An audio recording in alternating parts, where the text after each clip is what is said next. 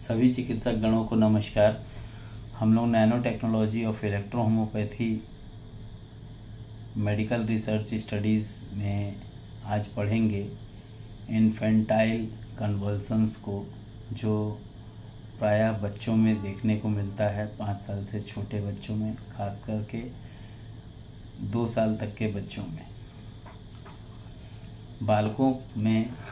बालकों में ऐंठन, कमड्डे आना, फीट्स और बच्चों को दौरे, सुने होंगे आप लोग ऐसा नाम। इसका परिचय है कि यह एक ऐसा रोग है जिसमें दौरे अचानक होते हैं। बालक का या जो बच्चे होते हैं उनके शरीर जो होते हैं वो लकड़ी की जैसे कड़े पड़ जाते हैं और कई बार बच्चा गिर जाता है और उसके शरीर नीला पड़ने लगता है।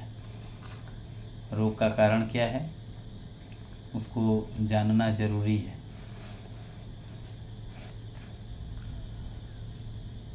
ड्यूरिंग प्रेगनेंसी टाइम, कहना चाहिए प्रसूति के दौरान, दिमाग में चोट लगा हो बच्चे के, आंतों में कृमि हो, वर्म्स हो, खनिज पदार्थ का जो बैलेंस होना चाहिए बॉडी में वो इनबैलेंस हुआ हो, कॉन्स्टिपेशन रहता हो या आंत में किसी भी प्रकार का इन्फ्लेमेशन आया हो, टीथिंग हो रहा हो, दांत निकल रहे हों, पेट में आफरा हो या पेट का फूलना कहें, वूपिंग कफ हो सकती है, मीजल्स हो सकता है, खसरा हो सकता है, हाइपर पायरेक्सिया हो सकता है, हाइपर फीवर हो सकता है, मस्तिष्क में ब्लीडिंग हो रही हो, किसी प्रकार का हेमोरेज हुआ हो ब्रेन में तो हो सकता है, या मेंटल कोई डिसऑर्डर आया हो जैसे सिजोफ्रेनिया होता है। चोट लगने के कारण, एक कारण है कि चोट लगा हो, संक्रमण तेज होगा तो बुखार भी तेज होगा। ऐसे कंडीशन में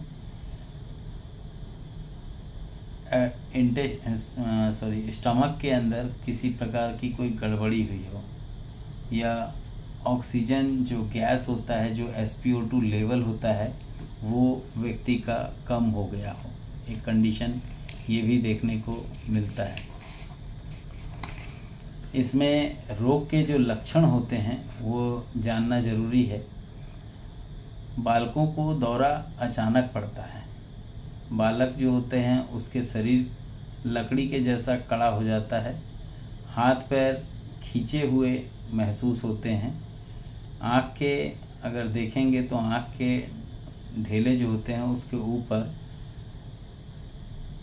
ऐसा लगता है आँख जो है वो ऊपर की ओर खींची हुई है, चढ़ी हुई है।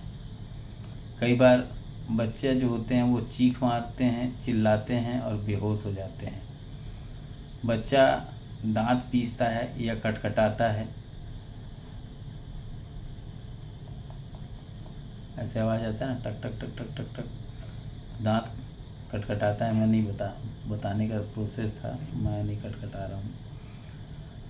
मुंह से झाग आता हो, यूरिन और स्टूल निकल जाने के बाद व्यक्ति को जो शरीर है वो नीला पड़ जाता हो या काला पड़ रहा हो, हाथों की जो मुट्ठियाँ अपन बांधते हैं, जो बच्चा आप देखेंगे कि बहुत तेज बांध के रखा है मुट्ठी, जीभ दांतों के बीच में दबकर कट जाती है, कई बार ऐसे भी लक्षण देखने को मिलते हैं। अंगूठे और तलवे जो होते हैं उसमें ऐसा लगता है कि पसीना निकल रहा है, गीला गीला महसूस होता है, और कई बार पैर जो होते हैं वो तन जाते हैं, अकड़ जाते हैं।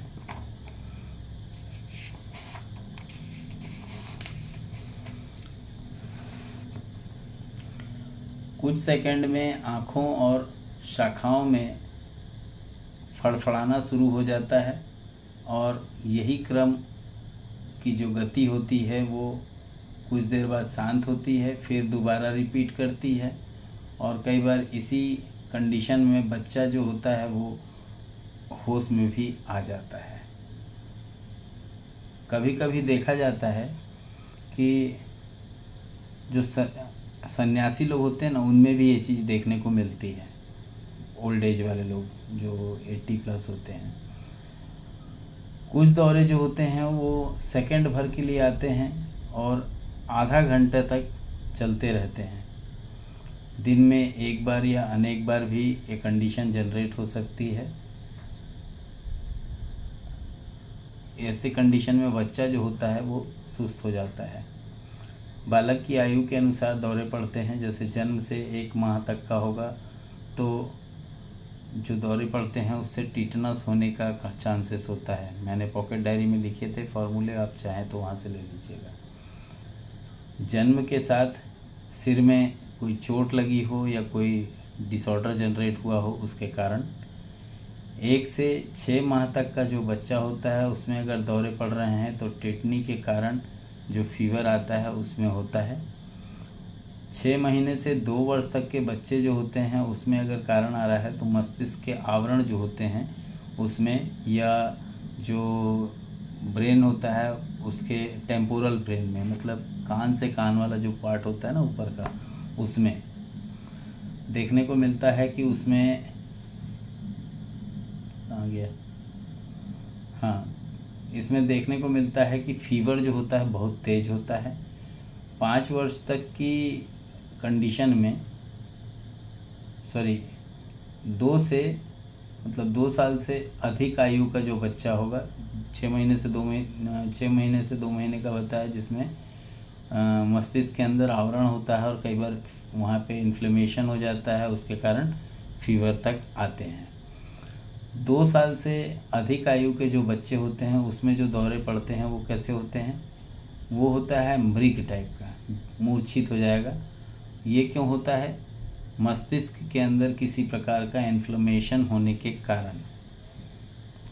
दौरे के अनुसार लक्षण क्या क्या मिलते हैं? फीवर आता है, फीवर के कारण जो होता है शरीर ऐंठने वाले दौरे को प्राप्त करता है। बच्चा जो होता है वो अस्वस्थ होता है, उसमें अधिक देर तक रहने से फीवर जो होता है वो 24 घंटे के अंदर ही आराम उसमें मिल जाता है। ये संपूर्ण शरीर में प्रभाव डालते हैं और एक ही बार होता है। तेज फीवर होगा और उसके बाद वो बहुत कम पड़ जाएगा। 5 वर्ष की आयु के बाद नहीं पड़ते हैं ऐसे दौरे, या पड़ते भी हैं तो बहुत कम देखने को मिलते हैं। टिटनी के दौरे जो होते हैं वो हल्के होते हैं और इसमें रोग की चेतना जो होती है, कॉन्शियस ऑफ माइंड, वो समाप्त हो जाती है। मांसपेशियां जो होती हैं वो उछलती हैं और ऐसा लगता है कि वो छलांग लगा रही हैं मेंढक के प्रोसेस टाइप। रिकेट्स के जो चिन्ह होते हैं, ऐसे रोगी में रिकेट्स के चिन्ह भी देखने को मिलते हैं। इसकी अगर औषधि की हम बात करें तो मॉडर्न मेडिसिन में तो सुलाने का काम करते हैं, बोलना नहीं चाहिए, क्योंकि जहाँ भी पड़ा क्लैम्पोज ही, डेजिपाम यही देखने को मिला। बट हम लोग को यहाँ पे इस बात का ध्यान देना चाहिए क्योंकि यहाँ पे C4 की और C3 की आवश्यकता बहुतायत मात्रा में पड़ती है। अगर फीवर बहुत ज़्यादा आ रहा है तो उस कंडीशन में A3, F1, S1, P1, F1 की जगह F2 कर लीजिएगा, है ना, वर्ड 2 डालिएगा और एक YE ले लीजिएगा। इसको D9 में बनाइएगा। छोटा बच्चा है, 1 ड्रॉप D9 में लगभग 70 ml पानी में डिज़ोल्व कीजिएगा और एक चम्मच आप उसको पिला सकते हैं।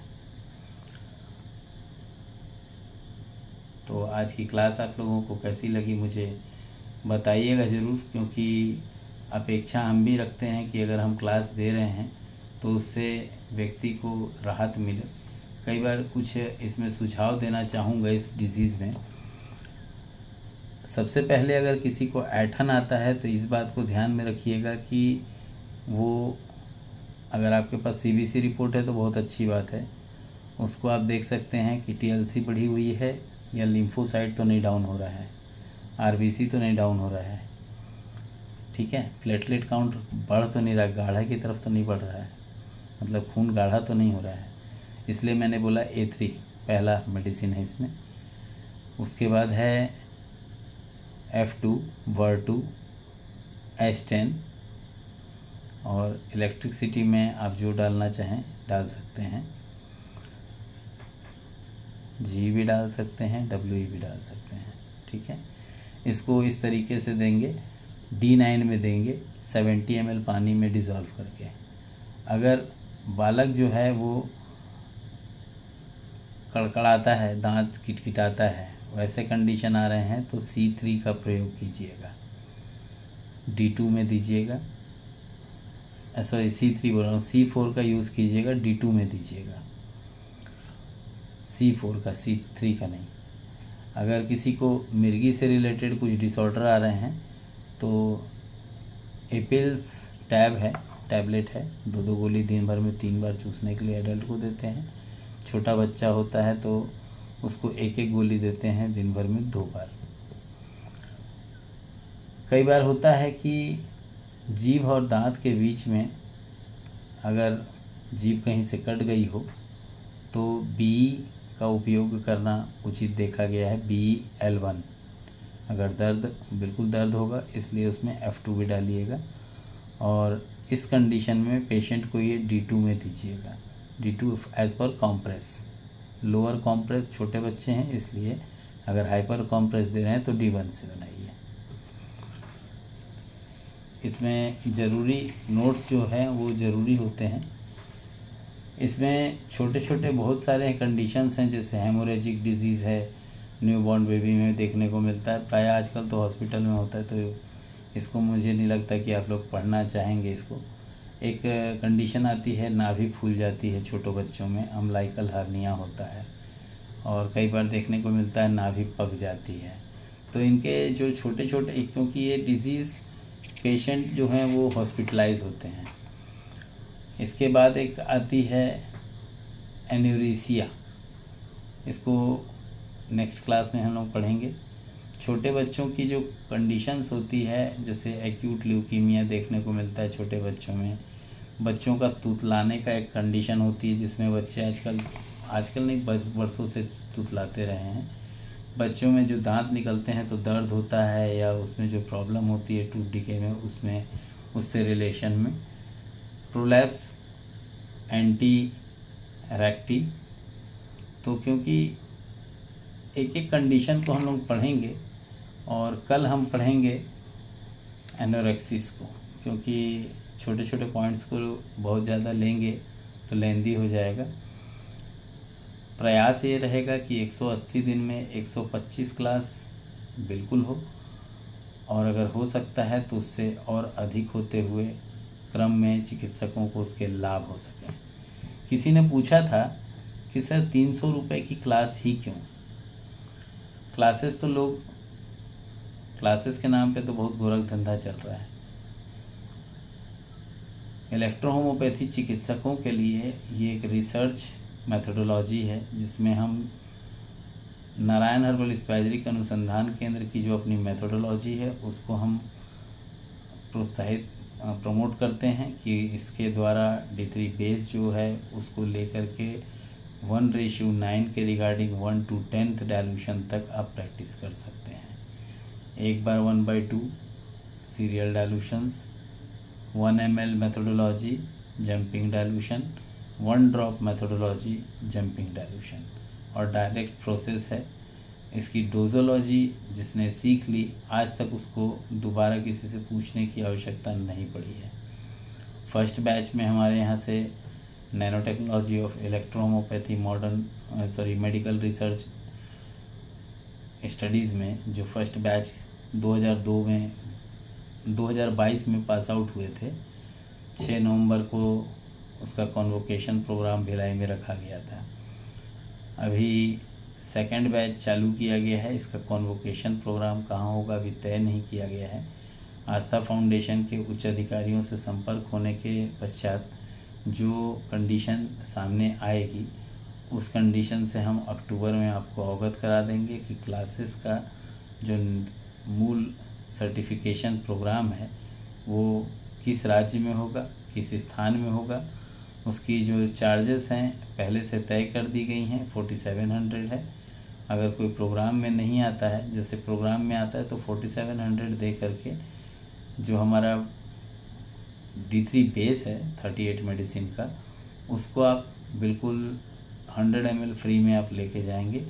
लेकिन जो चिकित्सकगण प्रोग्राम अटेंड नहीं कर रहे होंगे वे लोग केवल 2000 रुपये डालेंगे अपने सर्टिफिकेशन के लिए। उनको मेडिसिन अलग से नहीं दी जाएगी, 30 ml भी नहीं, 100 ml भी नहीं। जय हिंद, जय इलेक्ट्रो होम्योपैथी, जय काउंट सीजर मेटिजी, जय नासक मेथोडोलॉजी।